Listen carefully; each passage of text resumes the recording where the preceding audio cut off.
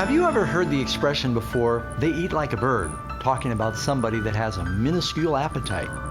Well, you might want to think twice next time you use that expression. For example, take the hummingbird.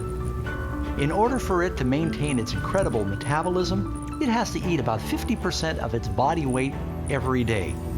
To put that in perspective, if a 100-pound woman was to eat like a hummingbird, she would have to eat 50 pounds of sugar a day just to maintain her body weight. Imagine that. Maybe you don't want to imagine that. Or perhaps we want to consider this another way. The hummingbird typically consumes between 4 to 7 calories a day. On the other hand, a human, about 3,500 calories a day. But if you were to eat like a bird, a hummingbird, you'd have to eat over 150,000 calories a day.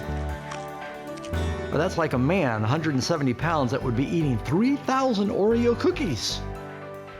Under normal conditions, a hummingbird needs to eat every 5 or 10 minutes. But there's actually one time during the year the hummingbird will eat its entire body weight every day. You see, once a year, they make this migration of 500 miles across the Gulf of Mexico, from Texas to the Yucatan Peninsula. In order to do that, the hummingbird feasts on nectar and gorges themselves on this nectar for about a week, doubling their body weight.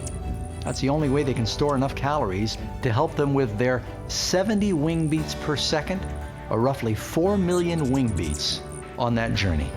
You know, in the same way, friends, as we near the end of time, we need to be feasting and gorging ourselves on the nectar of God's Word. We've got to be able to have that strength to get us through the times of trouble that are ahead. So when it comes to the Bible and your personal devotions, if you're going to eat like a bird, eat like a hummingbird.